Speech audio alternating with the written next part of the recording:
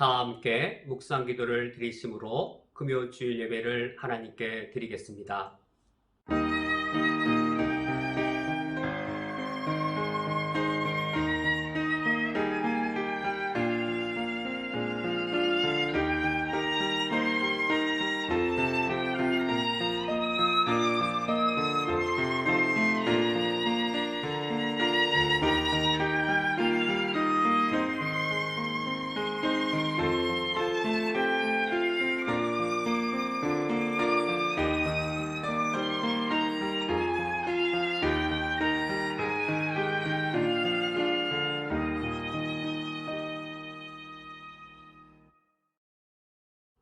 율법은 모세로 말미암아 주어진 것이요 은혜와 진리는 예수 그리스도로 말미암아 온 것이라.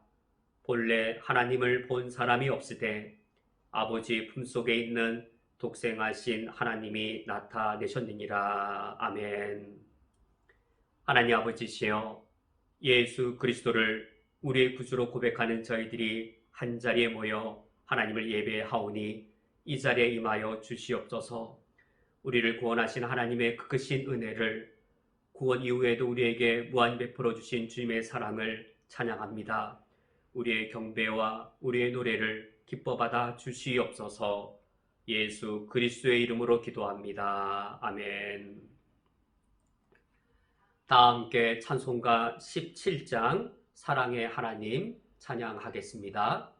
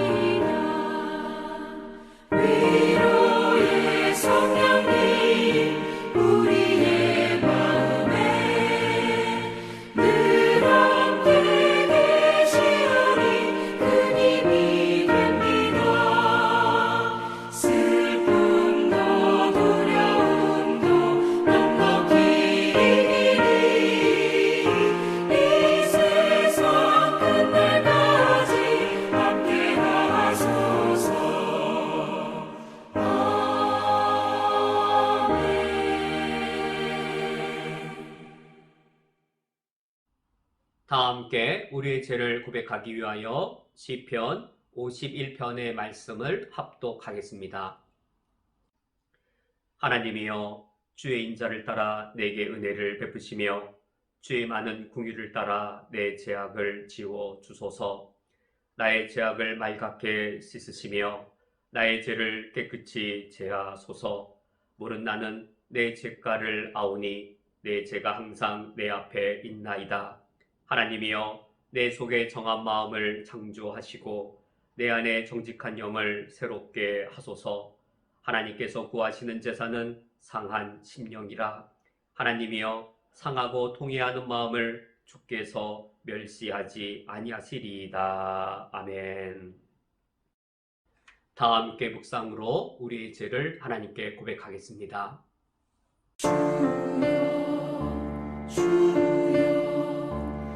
우리를 불쌍히 여기소서. 그리스도여, 그리스도여, 우리를 불쌍히 여기소서. 주여, 주여, 우리를 불쌍히 여기소서.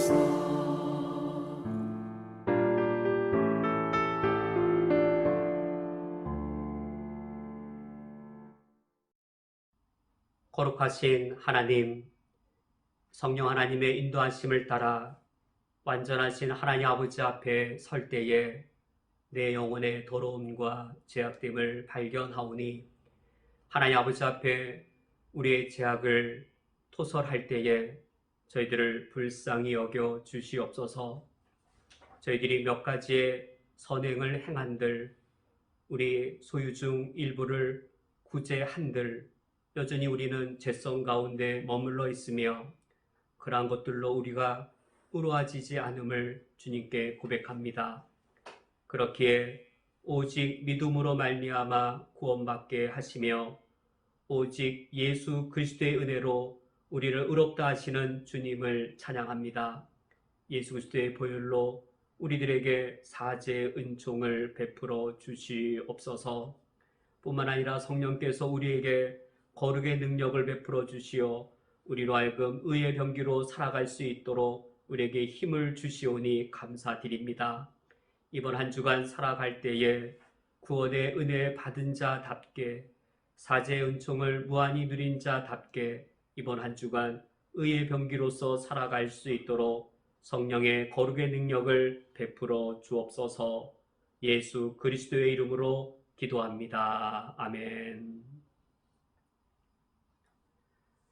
성시교독을 하겠습니다. 교독문 3번 시편 4편을 교독하겠습니다. 내 의의 하나님이여 내가 부를 때에 응답하소서. 곤란 중에 나를 너그럽게 하셨사오니 내게 은혜를 베푸사 나의 기도를 들으소서.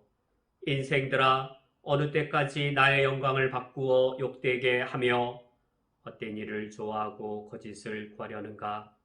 여호와께서 자기를 위하여 경건한 자를 택하시는 줄 너희가 알지어다. 내가 그를 부를 때에 여호와께서 들으시로다. 너희는 떨며 범죄하지 말지어다. 자리에 누워 심중에 말하고 잠잠할지어다. 의의 제사를 드리고 여호와를 의지할지어다.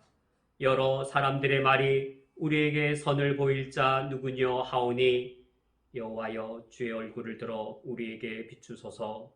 주께서 내 마음에 두신 기쁨은 그들의 곡식과 새 포도주가 풍성할 때보다 더하니이다. 내가 평안히 눕고 자기도 하리니 나를 안전하게 하시는 이는 오직 여호와이시니이다. 아멘. 다 함께 사도신경으로 우리의 신앙을 하나님께 고백하겠습니다.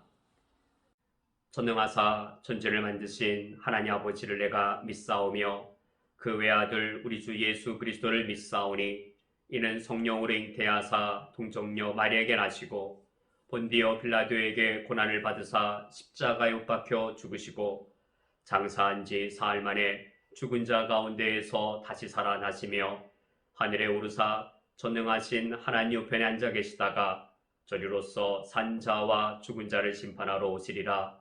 성령을 믿사오며 거룩한 공회와 성도가 서로 교통하는 것과 죄를 사하여 주시는 것과 몸이 다시 사는 것과 영원히 사는 것을 믿사옵나이다. 아멘. 다 함께 찬송가 144장 예수 나를 위하여 찬양하겠습니다.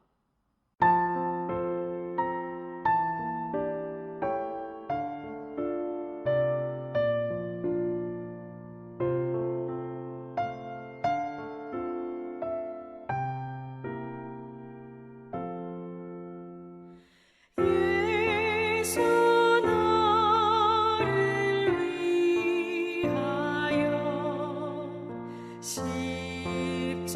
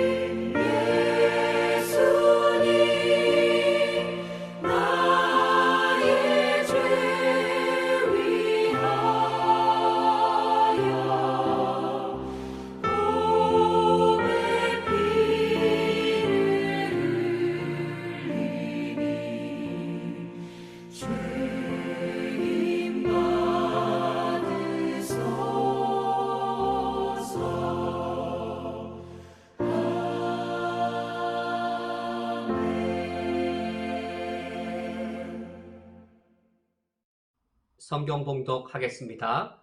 오늘 성경 말씀은 신약성경 사도행전 28장 11절부터 15절까지의 말씀입니다. 오늘 성경 말씀을 제가 봉독해 드리겠습니다. 석 달 후에 우리가 그 섬에서 교훈을 난 알렉산드리아 배를 타고 떠나니 그 배의 머리 장식은 디오수그로라. 수라구사에 대고 사흘을 있다가 거기서 둘러가서 레기온에 이르러 하루를 지낸 후 남풍이 일어나므로 이튿날 보디올에 이르러 거기서 형제들을 만나 그들의 청함을 받아 이레를 함께 머무니라. 그래서 우리가 이와 같이 로마로 가니라. 그곳 형제들이 우리 소식을 듣고 아비오 강장과 트레이스 타베르네까지 맞으러 오니 바울이 그들을 보고 하나님께 감사하고 담대한 마음을 얻으니라. 아멘. 다 함께 기도하고 말씀을 듣겠습니다. 하나님 아버지시여, 우리는 주의 백성이오니 왕이신 주님의 말씀을 듣기 위하여 모여 있습니다. 주께서 말씀하실 때에 이 세상이 얼마나 참된 교회를 원하고 있으며 교회는 얼마나 이 세상에 필요한 존재인지를 주님의 뜻 안에서 우리가 한 마음 한 뜻을 모으는 시간이 되게 하여 주옵소서. 예수 그리스도의 이름으로 기도합니다. 아멘. 우리는 살아가면서 때로는 내가 겪지 않아도 될 일을 경험하기도 합니다. 또 특히 그리스도인으로서 나에게 어떤 영적인 필요성, 나의 어떤 영적인 훈련이나 신앙의 성장을 위해 필요한 일로 잘 판단되지 않는 그러한 일을 경험하기도 합니다. 저 일을 경험한다고 해서 내 신앙에 어떤 훈련이 되거나 유익이 되는 것 같지 않은데 왜 이런 어려움이 내게 닥치는가? 내가 왜 이렇게 곤란한 상황 속에 내가 놓이게 되는가? 그런 의구심을 가질 때가 있습니다. 바로 그러한 경우들을 사도 바울도 경험했습니다. 우리가 사도행전 27장, 28장 말씀을 살펴보고 있는 중인데 여기서 사도 바울이 겪었던 일들도 바로 그러합니다. 사도 바울이 여기서 겪는 일들, 바울이란 그 개인의 신앙 성장이나 바울의 어떤 사명을 위해서는 별 연관성이나 그 필요성이 잘 발견되지 않습니다. 이때 바울은 이 로마의 복음 전도를 위해서 이 알렉산드리아호 배를 타고 로마로 가던 길이었습니다. 이때 바울이 사도행전 27장에서는 유라굴로의 큰 광풍을 겪어서 생사의 기로에 놓입니다. 그리고 28장에서는 멜리데 섬에서 3개월 동안 머물게 되는데 그때 독사에게 물리는 일을 경험합니다. 과연 이런 일들, 유라굴로의 광풍을 겪어서 생사의 위험 속에 놓이거나 또 멜리데 섬에서 독사에게 물리는 이런 심각한 일들, 이 일이 사도 바울이 로마로 가는 여정에 무슨 영적 유익이 있었겠는지요? 또는 바울의 로마에서 복음을 전하는 사명과 무슨 연관성이 있겠는지요? 우리는 로마서 27장, 28장을 살펴볼 때에 바울 개인의 어떤 신앙을 위해서라든지 바울이 그의 복음 전도, 로마 전도를 위해 가는 그 길 여정에 있어서 이 두 어려움이 필요했다든지 그런 연관성을 발견하기 힘듭니다.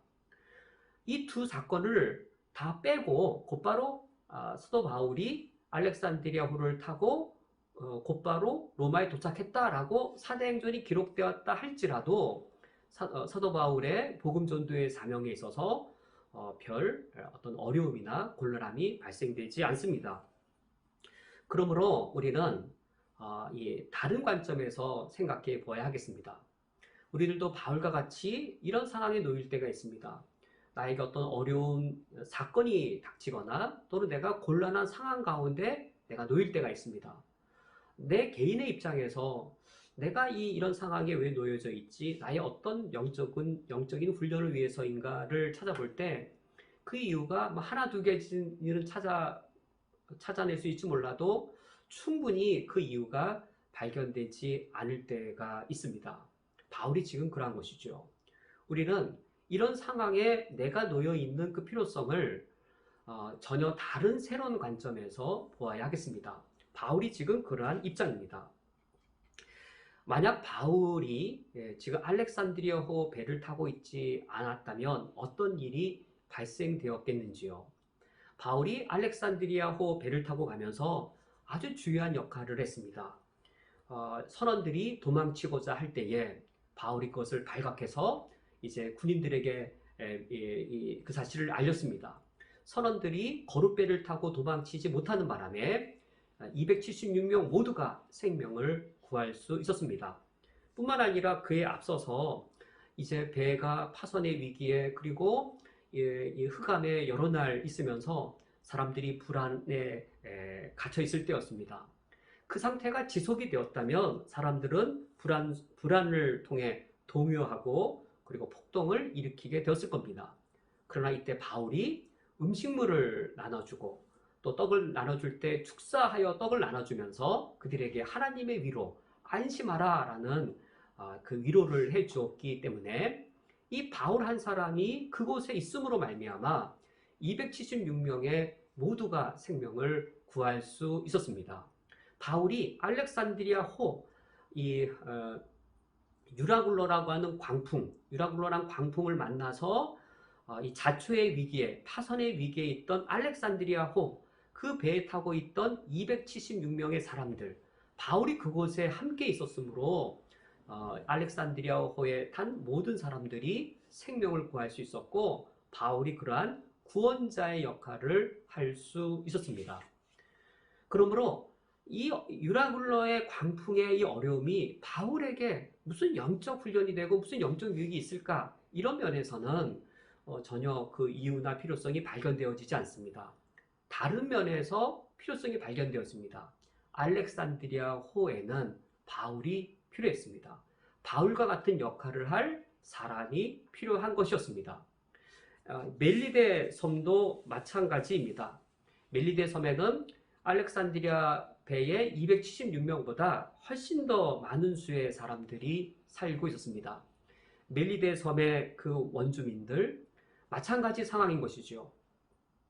창세기 사도행전 28장에 이제 사도 바울이 등장하는 모습을 보면 사도행전 27장에서 알렉산드리아 호를 이 유라굴로의 광풍으로부터 알렉산드리아 호를 구원해내는 구원자의 모습으로 사도 바울이 등장하는데 사도행전 28장에서도 마찬가지입니다. 사도행전 28장에서도 바울은 멜리데 섬의 이 원주민들에게 하나님의 사랑과 은총을 구원의 은혜로서 베풀어주는 자로 나타나고 있습니다. 바로 이러한 면에서 바울이 사도행전 27장에서는 유라굴로의 광풍을 겪어야만 했었고, 그리고 사도행전 28장에서는 독사에게 물리는 어려움을 겪어야만 했습니다. 이제 사도 바울이 멜리데 섬에서 어떠한 어려움을 겪고 그런 어려움들을 통하여서 어떻게 멜리데 섬에 있는 수많은 원주민들에게 하나님의 사랑과 은총을 구원의 은혜로서 베풀어 주는지를 살펴보도록 하겠습니다.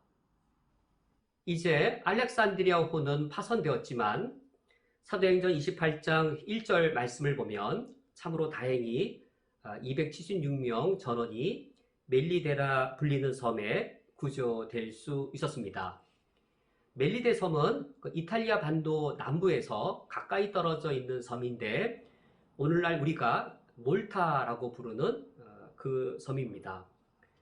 2절 말씀을 보면 몰타의 원주민들, 멜리데 섬의 원주민들은 상당히 친절하고 인심이 많은 사람들이었습니다.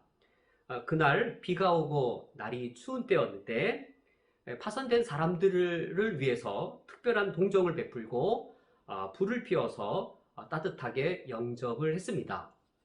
3절 말씀을 보시면 그때 바울이 이제 나무 한 묶음을 불에 던질 때였는데 그 나무 속에서 독사가 나와서 바울의 손을 물게 됩니다. 그 장면을 이 멜리데 섬의 원주민들이 목격하게 되었습니다. 4절 말씀에 원주민들이 이 짐승이 그 손에 매달려 있음을 보고 서로 말하되, 이제 독사가 바울의 손을 물고 그 손에 대롱대롱 매달려 있는 것이죠. 이때 이 장면을 보고 멜리데 섬 사람들이 진술하는 말을 보면 그들의 미신적 신앙을 우리가 알 수 있습니다. 그들이 바닷사람이고 또 해양의 일을 하면서 어떤 미신적인 신앙을 갖고 있는지 우리가 알 수 있습니다. 4절 말씀에 진실로 이 사람은 살인한 자로다. 바다에서는 구조를 받았으나 공의가 그를 살지 못하게 함이로다. 이 멜리데 섬 사람들도 이 배를 타고 온 사람 중에 죄수도 있었다는 사실을 알았을 것이고 이 바울을 보고는 살인자라고 판단하게 되었습니다. 왜냐하면 이 바닷사람들, 섬사람들 그들이 바다의 신을 믿었던 것이죠. 바다의 신이 살인자는 이 태풍과 여러 이 격변을 통해서 바다에 빠져 죽는 심판을 내린다. 살인자는 바다의 신이 바다에 빠져 죽는 심판을 내린다라고 미신적으로 믿었던 것이죠. 그런데 바다에서는 구조를 받았으나 또 그들은 공의의 여신을 믿고 있었습니다. 이 공의의 여신이 이제 독사를 심판의 도구로 보내어서 저와 같이 죽게 했으니 저 바울이라는 사람 살인자가 맞다라고 그들의 미신적인 신앙으로 바울을 살인자로 판단했습니다. 그런데 5절 말씀을 보면 바울이 오히려 자기의 손을 물고 있는 뱀을 떼어다가 불에 던져버립니다. 그리고 바울은 조금도 상함이 없었습니다. 6절 말씀에 그들은 그가 붙든지 혹은 갑자기 쓰러져 죽을 줄로 기다렸다가 오래 기다려도 그에게 아무 이상이 없음을 보고 돌이켜 생각하여 말하되 그를 신이라 하더라. 멜리데 섬 사람들이 이제 모두 다 이제 바울을 향해 시선을 주목했습니다. 그리고 오랜 시간 주목했습니다. 분명히 손이 부풀어 오를 것이고 독이 번질수록 고통하다가 갑자기 쓰러져 죽을 것을 기대한 채로 바라보았습니다. 충분히 기다렸고 오랜 시간이 흘렀음에도 아무런 이상이 없는 것을 볼 때 그들이 돌이켜 생각하여 말하되 판단을 바꾸었습니다. 바울을 살인자다라는 판단에서 그를 신이라, 바울은 신이다라고 판단을 바꾸게 되었습니다. 이 또한 사실이 아니고 이것은 그들의 미신적인 신앙이지요. 이처럼 멜리데 섬 사람들이 미신적 신앙으로 모든 것을 바라보고 판단하던 때였습니다. 바울을 살인자로 여기는 것도 옳지 않지만 바울을 하나님으로 여기는 것도 그만큼이나 잘못된 판단입니다.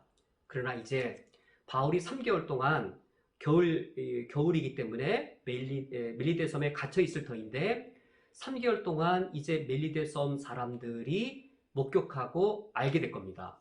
바울은 하나님이 아니라 하나님이 함께 하시는 사람이라는 것을 목격하게 될 겁니다. 그들이 바울을 보고 신이라고 여겼지만 그들은 바울이 사람이 돼 하나님이 함께 하시는 사람이란 것을 그들이 목격하게 될 겁니다. 그렇다면 그들 중에 멜리데 섬에 그들 중에 누가 있는 겁니까? 그들 중에 하나님께서 함께 하시는 사람이 그들에게 있는 겁니다. 바울은 하나님께서 함께 하시는 사람으로 그들 중에 거하고 있는 겁니다. 하나님께서 함께 하시는 사람이 그들 중에 거할 때에 그들이 하나님이 함께 하시는 하나님의 사랑과 하나님의 구원의 은총을 그들이 이제 누리게 될 겁니다. 하나님이 함께 하시는 사람이 그들 중에 있어서 하나님이 함께 하시는 하나님의 사랑과 구원의 은총을 누가 먼저 목격했는지요? 그들은 바로 사도행전 27장에 알렉산드리아 호를 타고 왔던 276명의 사람들이었습니다. 그들이 먼저 이 사실을 경험했습니다. 유라굴로 강풍에 의해 모두가 다 두려움에 떨고 있을 때 바울도 마찬가지로 두려움의 공포 가운데 있을 때에 하나님이 바울에게 가까이 찾아가셔서 두려워 말라 말씀하시고 하나님이 함께해 주실 것을 약속해 주셨습니다. 그 말씀을 바울이라는 인물이 276명 그들에게 나타나서 그 말을 다 전해주었던 것이죠. 그들에게 떡을 주면서 하나님의 이름으로 축사하고 그들에게 떡을 나누어 먹게 한 것이지요. 그들이 이미 유라굴로 광풍을 겪으면서 하나님이 함께 하시는 사람 바울을 보았고 하나님이 함께 하시는 사람이 그들 중에 있을 때 하나님이 함께 하시는 그 사랑과 구원의 은총이 이 알렉산드리아호 배 전체에 미치고 그래야 276명 모두가 구원을 얻는 그 은혜를 276명 그들이 먼저 경험했습니다. 이제는 멜리데 섬 사람들이 경험할 차례가 되었습니다. 멜리데 섬 사람들의 숫자는 276명의 그 선원들 배에 타고 있던 사람들보다 그 수요가 몇 배나 많은 큰 규모였습니다. 이제 7절 말씀을 보면 사도 바울이 독사에 물렸으나 아무 이상이 없는 이 사건으로 인하여서 또 새로운 일이 이어져 갑니다. 7절 말씀에 이 섬에서 가장 높은 사람 보블리오라 하는 이가 그 근처에 토지가 있는지라 그가 우리를 영접하여 사흘이나 친절히 머물게 하더니 이 멜리데 섬의 가장 높은 사람 보블리오가 당연히 이 일을 들었을 겁니다. 독사가 바울이라는 사람의 손을 물어서 살인자인 줄 알았는데 신과 같은 존재입니다. 라는 소식을 아주 빠르게 보블리오가 듣게 되었을 겁니다. 보블리오가 바울을 비롯하여 여러 사람들을 초대합니다. 그에게 토지가 있는데 그곳에 사흘이나 머물게 합니다. 그 수많은 사람들이 276명의 사람들이 사흘 동안 머물 수 있는 편의를 제공받게 된 것이지요. 그런데 8절 말씀을 보면 보블리오의 부친이 질병 가운데 있었습니다. 열병과 이질에 걸려서 누워 있었는데 최소한 이것이 그 당시에는 난치병이었겠죠. 그런데 바울이 들어가서 기도하고 그에게 안수할 때에 이 열병과 이질이 치유되는 하나님의 사랑의 은총이 역사하였습니다. 유라굴로 광풍 때문에 열 나흘 동안 사람들이 먹지 못하였을 때 하나님께 축사하고 떡을 나누어 주었습니다. 그 떡을 나누어 먹은 사람들이 안심하였다라고 되어 있는데, 이때 그 하나님께 축사된 떡을 먹은 사람들이 안심했다라고 하는 그 의미는 단순히 몸의 배고픔만을 해결한 것이 아니라 그들의 내면에 하나님이 함께 하시는 은총이 그들의 마음을 평강 가운데로 이끈 것을 알 수 있습니다. 유라굴로 이 광풍이 알렉산드리아 호를 삼킬 그 상황입니다. 알렉산드리아 호가 위태롭게 유라굴로 광풍 속에 놓여져 있고 배가 깨어질 그 위기입니다. 그런데 그런 위기 속에 그 안에 있는 사람들은 안심함을 누리고 있습니다. 무엇 때문인 것이죠? 하나님께 축사된 떡을 받아 먹고 그들이 안심을 누리고 있는 것이죠. 그것은 하나님이 함께 하시는 사람이 그들 중에 있을 때 276명 모두가 알렉산드리아호 전체에 하나님의 함께 하심의 구원의 은총이 알렉산드리아호 전체에 풍성히 있었음을 우리가 알 수 있는 것이죠. 바울이 기도할 때 누구의 이름으로 기도하고 안수했겠는지요? 하나님의 이름으로 하나님께 축사했던 것처럼 이제는 예수 그리스도의 이름으로 기도하고 안수하여 질병을 낫게 했을 겁니다. 이 소식을 들은 후 9절 말씀에 이름으로 선 가운데 다른 사람들이 와서 고침을 받았다라고 되어 있는데, 병자들이 와서 기도할 때마다 사도 바울은 예수 그리스도의 이름으로 그들을 위해 기도하였을 것이고 안수를 통하여 그들의 질병을 치유받게 했을 겁니다.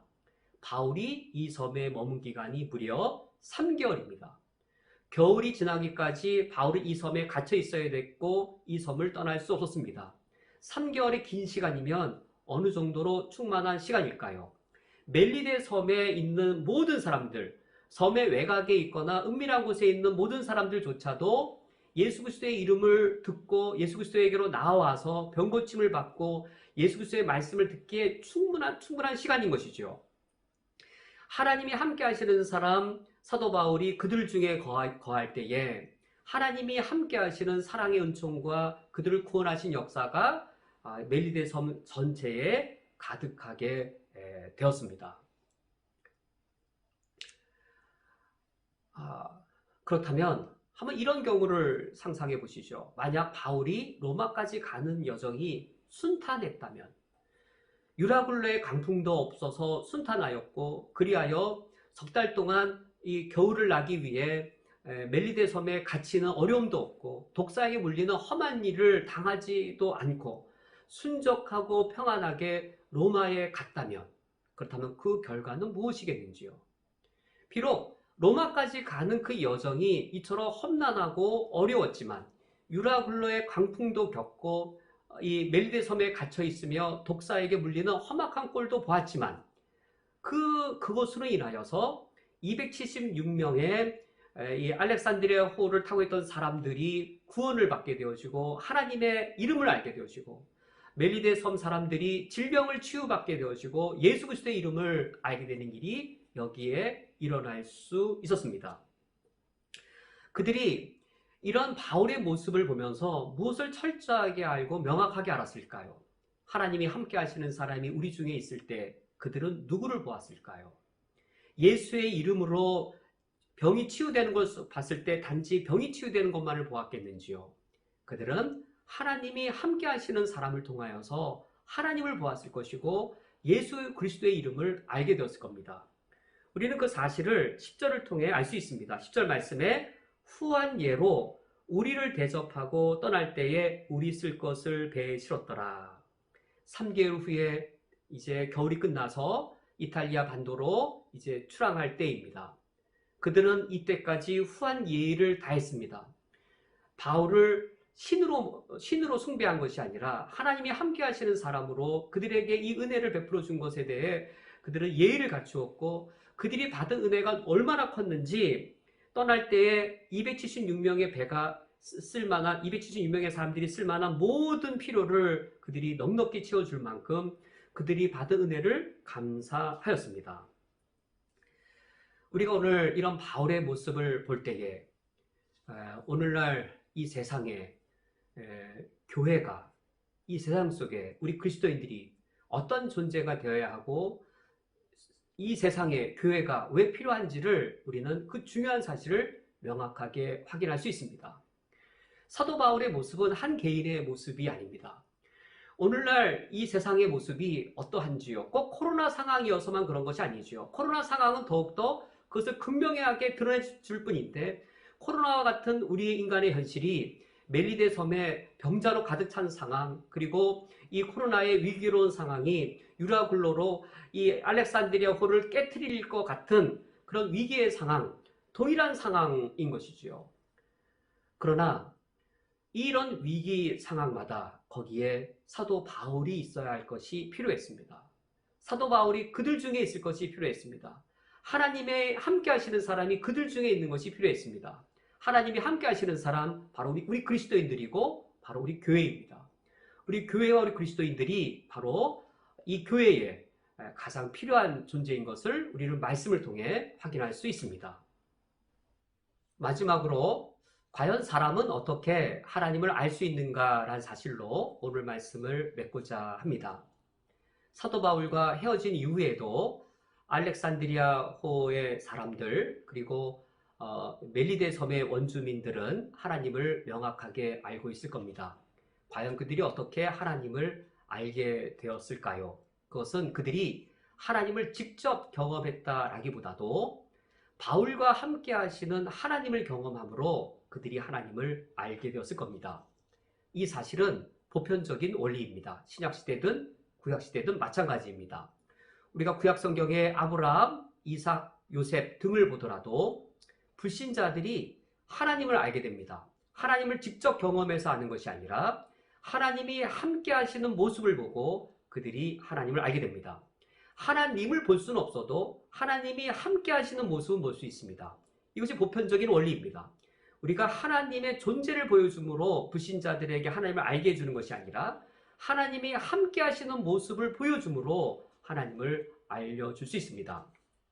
창세기 21장은 블레셋 왕 아비멜렉이 아브라함에게 먼저 찾아와서 군사적인 평화협정을 요청하는 장면입니다. 군사력이 훨씬 더 강했던 아비멜렉이 이 군사력이 연약한 아브라함에게 군사 평화협정을 맺자라고 요청하고 있습니다. 왜 그것을 요청하는 것일까요? 22절 말씀에 그때의 아비멜렉과 그 군대 장관 비골이 아브라함에게 말하여 이르되 내가 무슨 일을 하든지 하나님이 너와 함께 계시도다. 아비멜렉의 눈에 명확하게 보인 것이 있습니다. 아브라함이 무엇을 하든지 하나님이 그와 함께 하시는 모습을 보았습니다. 사실 그 이전에 아비멜렉은 아브라함을 멸시하고 모독했습니다. 왜냐하면 아브라함이 그의 아내를 이 누이라고 속인 일로 아브라함을 불러다가 아비멜렉이 아주 혼쭐 낸 적이 있습니다. 그때는 무능한 줄 알았습니다. 그러나 100세 된 그가 아들을 낳는 것, 그 외에도 여러 모습들을 보면서 저 힘없고 연약한 아브라함, 그런데 하나님이 그와 함께 하시는 모습을 볼 때에 아비멜렉이 아브라함을 두려워하게 되었습니다. 그의 모습, 아브라함을 통하여서 하나님이 함께 하시는 모습을 그가 볼 수 있었습니다. 창세기 26장에 아브라함의 아들 이삭에게서도 유사한 장면이 반복됩니다. 이때 블레셋 왕 아비멜렉, 아비멜렉은 개인 이름이 아니라 애굽의 왕을 바로라고 칭하듯 블레셋 왕의 칭호가 아비멜렉입니다. 그 블레셋 왕 아비멜렉이 이삭에게 먼저 군사적인 평화협정을 맺자고 요청합니다. 그 이전에 이 아비멜렉은 이삭을 하찮게 여겼습니다.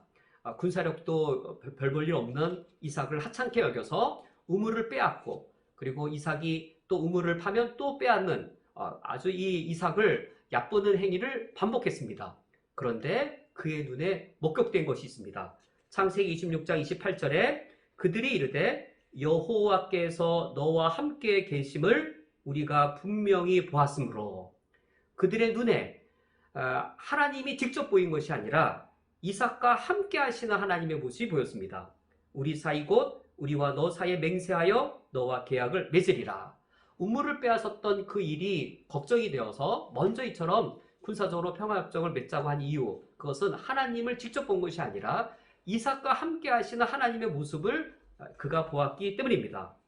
창세기 39장에 요셉에게서도 동일한 사실을 발견할 수 있습니다. 이때 요셉 무능한 자였습니다. 애굽의 노예로 팔려갔고 보디발 집의 노예 신분이었습니다. 이처럼 비천한 노예에게서 무슨 영광된 하나님의 모습이 보일 수 있겠는지요. 그런데 창세기 39장 2절 말씀에 여호와께서 요셉과 함께 하심으로 그가 형통한 자가 되어 그의 주인 애굽 사람의 집에 있으니 3절 말씀에 그의 주인이 여호와께서 그와 함께 하심을 보며 또 여호와께서 그의 범사에 형통하게 하심을 보았더라. 보디발의 눈에 보인 것은 여호와 하나님의 존재가 보인 것이 아니고 요셉과 함께 하시는 하나님의 모습이 눈에 분명하게 보였습니다. 이것은 마치 오늘날 우리에게 이와 같은 일인 것이죠. 코로나로 인하여 어려움이 큰 이런 시기, 사실 코로나로 인하여 어려움이 더 큰 시기일수록 하나님의 함께 하심이 더욱더 극명하게 드러나는 것이죠. 알렉산드리아 호가 유라굴로의 광풍에 어려움이 있었기 때문에, 멜리데 섬에 병자들이 많았기 때문에 하나님의 함께 하심이 더욱더 극명하게 드러났다면, 오늘날처럼 이 코로나로 인하여 어려움이 더 큰 시기일수록 우리 그리스도인들 삶 속에 하나님의 함께 하심이 더 크게 드러날 수 있는 상황이 됩니다. 이때 한 직원이 말합니다. 코로나로 인해서 모두가 다 어려움을 겪고 있던 그때에 예수 믿는 우리 사장 덕분에 우리가 하나님의 함께 하심을 누리게 되었느라고. 또 어떤 한 사장분이 말합니다. 우리 기업에 예수 믿는 직원 저 한 사람으로 인하여서 우리 사업 전체에 하나님의 함께 하심이 풍성하게 임하였노라고. 알렉산드리아 호 바깥에는 풍랑이 유라굴로의 광풍이 있지만 하나님이 함께 하시는 사람 이 사도 바울이 그 알렉산드리아 호 배 안에 있으므로 하나님의 함께 하심이 그 배 전체에 충만했던 것처럼 멜리데 섬에 하나님의 함께 하시는 사람 사도 바울이 있으므로 하나님이 함께 하심의 은총과 구원이 멜리데 섬에 가득한 것처럼 오늘날 우리 그리스도인들의 역할들, 우리 교회 역할이 바로 여기에 있습니다. 우리 그리스도인들이 하나님의 모습을 직접 보여줄 수는 없어도 나를 통하여 함께 하시는 하나님의 모습을 통하여서 불신자들에게 하나님을 알려줄 수 있습니다.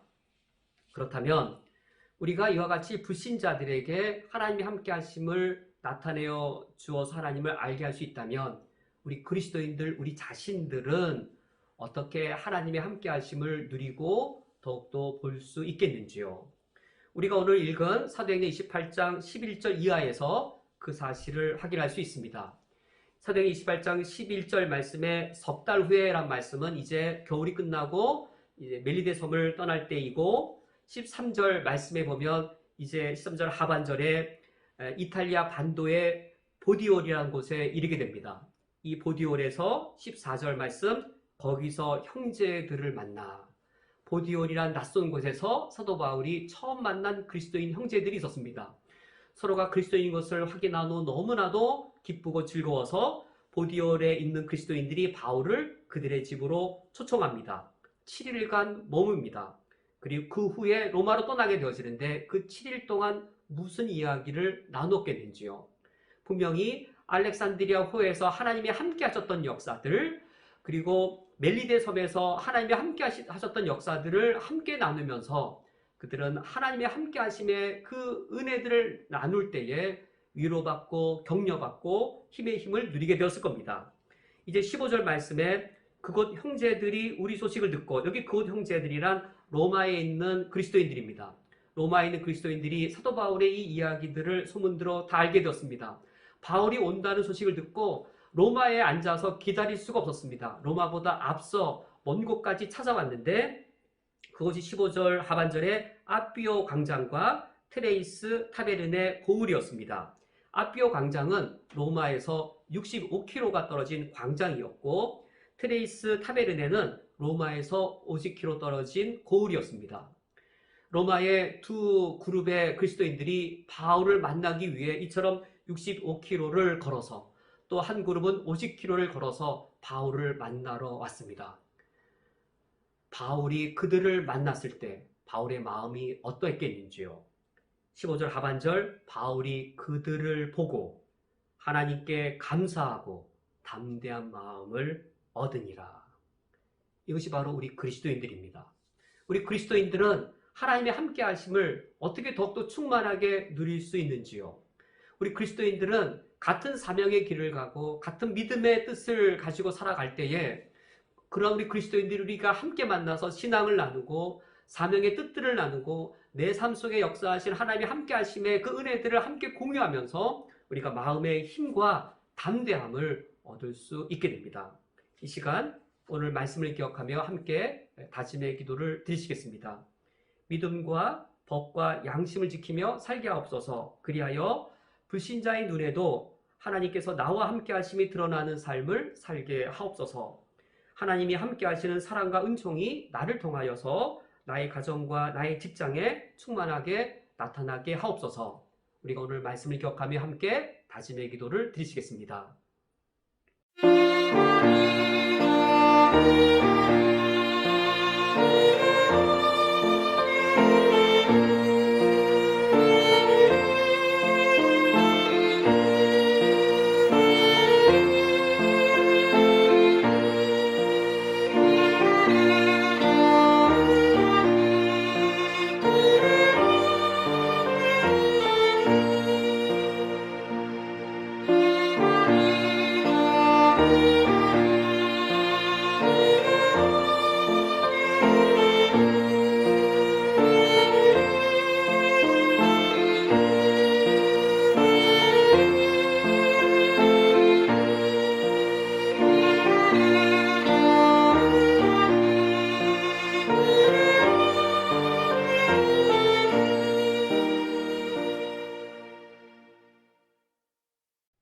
하나님 아버지시여, 저희들이 오늘 말씀을 드리며 다짐하오니 우리가 선 곳에 하나님의 함께 하심이 드러나게 하여 주시옵고, 그리하여 하나님의 함께 하심의 구원의 은총이 나의 가정과 나의 직장과 내가 선 모든 곳에 충만히 깃들게 해 주옵소서.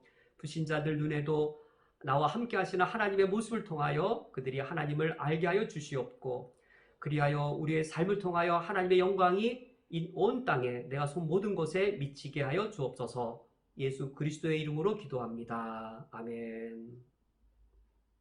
다 함께 찬송가 510장 하나님의 진리 등대 찬양하시면서 하나님께 봉헌하겠습니다.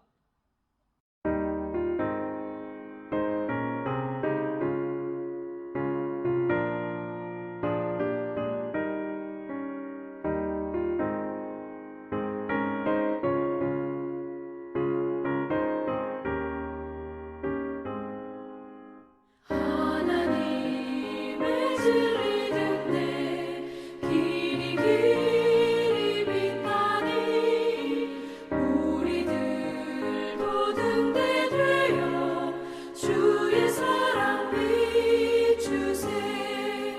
우리 작은 불을 켜서 험한 바다 비추세.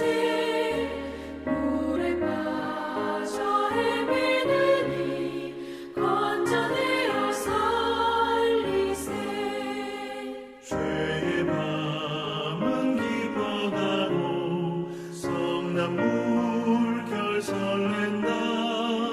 어디 불빛 없는다고 찾는 물이 많구나.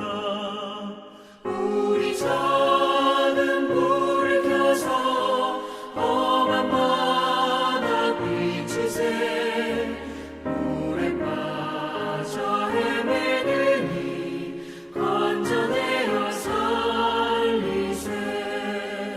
너의 등불 거두어라. 거친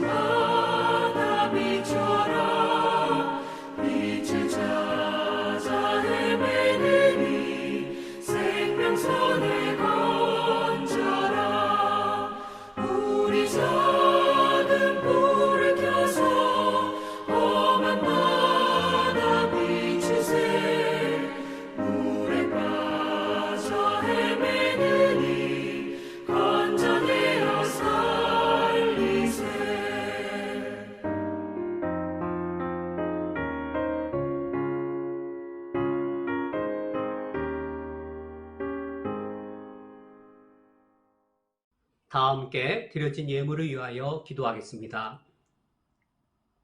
우리를 구원하여 주신 하나님 아버지, 예수 그리스도의 부활 안에서 우리에게 새 생명을 누리게 하시오니 감사드립니다. 부활의 새 생명을 얻기 전에는 내가 나를 위하여 돈을 벌고 그 재물로 나를 위해 살았으나 이제는 옛 생명의 이러한 삶이 죄악된 것임을 깨닫게 해주시니 감사드립니다. 이제 부활의 새 생명을 얻은 자답게 재물의 청지기로 살아갈 것을 다짐하며 이 예물을 드리오니 받아 주시옵소서. 하나님께서 우리에게 맡기신 재물의 청지기가 되어 나의 가정을 부양하며 우리 교회 공동체를 섬기며 우리 사회의 이웃을 돌아보고 선교지와 난민을 잊지 않으며 살겠습니다. 인간의 옛 성품은 나와 우리 가정을 위해서는 풍성하게 사용하되 교회와 이웃을 위해서는 인색한 마음을 갖게 하는 것이오나 이제 성령 안에서 나와 우리 가정을 위해서는 절제를, 교회와 이웃과 가난한 자들을 위해서는 인색하지 않는 훈련을 받겠습니다. 나의 소유가 아닌 것을 나의 소유인 것처럼 사용하여 청지기의 본분을 어기지 않겠습니다. 이러한 다짐으로 하나님 아버지 앞에 이 예물을 드리오니 받아 주시옵소서. 예수 그리스도의 이름으로 기도합니다. 아멘. 이제 다 함께 천국 백성의 윤리인 십계명을 교독하겠습니다. 하나님이 이 모든 말씀으로 말씀하여 이르시되 나는 너를 애굽 땅 종되었던 집에서 인도하여 낸 내 하나님 여호와니라. 너는 나 외에는 다른 신들을 내게 두지 말라. 너를 위하여 새긴 우상을 만들지 말고 또 위로 하늘에 있는 것이나 아래로 땅에 있는 것이나 땅 아래 물속에 있는 것에 어떤 형상도 만들지 말며 그것들에게 절하지 말며 그것들을 섬기지 말라. 너는 내 하나님 여호와의 이름을 망령되게 부르지 말라. 안식일을 기억하여 거룩하게 지키라. 내 부모를 공경하라. 살인하지 말라. 간음하지 말라. 도둑질하지 말라. 내 이웃에 대하여 거짓 증거하지 말라. 내 이웃의 집을 탐내지 말라. 예수께서 이르시되 내 마음을 다하고 목숨을 다하고 뜻을 다하여 주 너희 하나님을 사랑하라 하셨으니 이것이 크고 첫째 되는 계명이요 둘째도 그와 같으니 내 이웃을 내 자신같이 사랑하라 하셨으니 이 두 계명이 온 율법과 선지자의 강령이니라. 아멘. 이제 천국 백성의 기도인 찬송가 635장 주기도문을 찬양하겠습니다.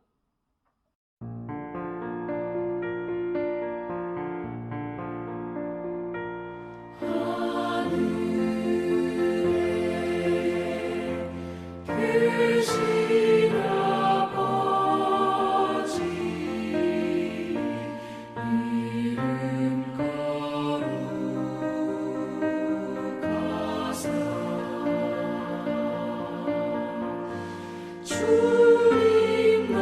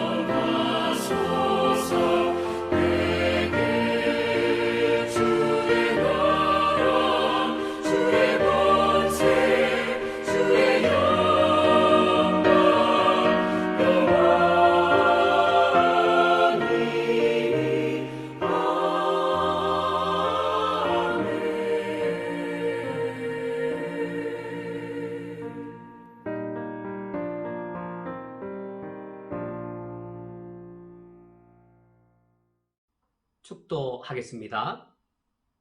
지금은 우리 주 예수 그리스도의 은혜와 하나님 아버지의 무한하신 사랑하심과 이 세상에서 우리에게 맡기신 교회의 소명과 사명을 신실하게 감당하기 원하는 쿠웨이트 한인연합교회 위에 각 초소에서 주를 예배하는 모든 주의 권속들 위에 영원토록 함께 있을지어다. 아멘.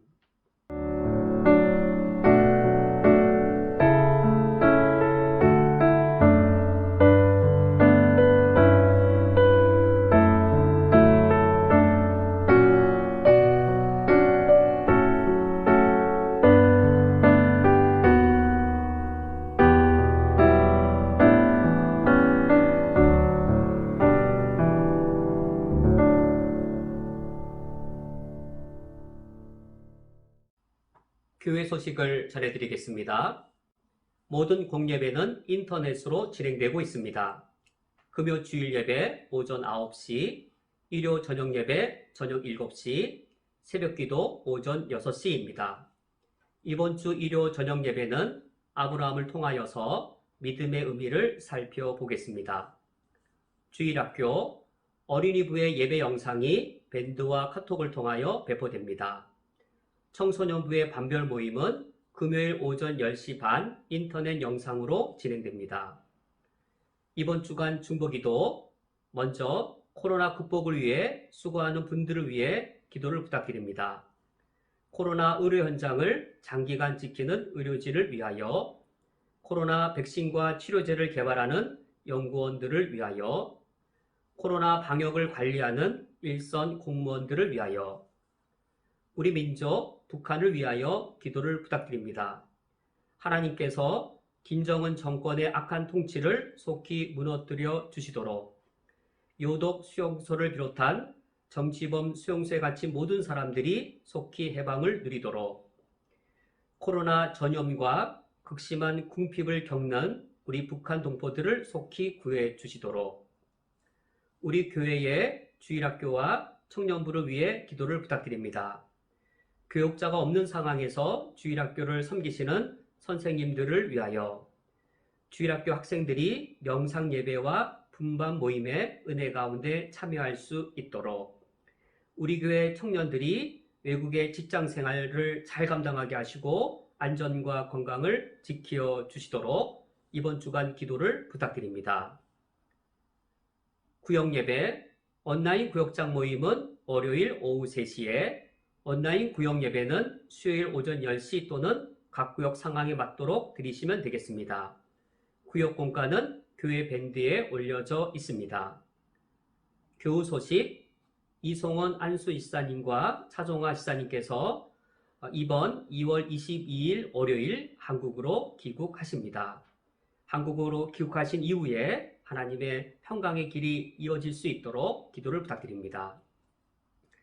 헌금을 드리기 원하시는 성도님께서는 오프라인 헌금이나 온라인 헌금 중에서 가장 편리한 방식으로 자유롭게 드리시면 되겠습니다. 이제 옆사람과 함께 인사 나누시면서 때로는 너희 앞에 축복성으로 패해하겠습니다.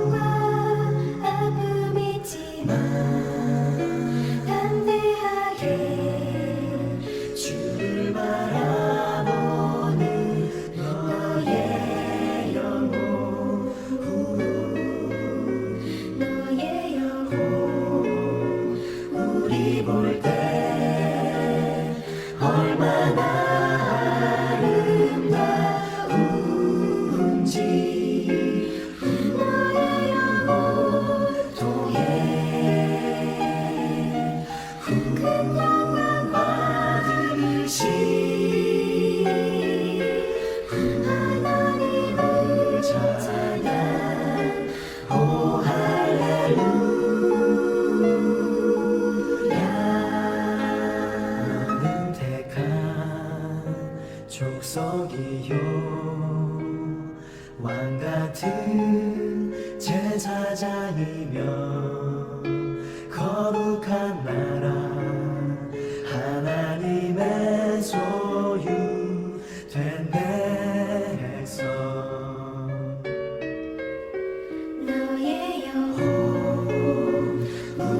볼 때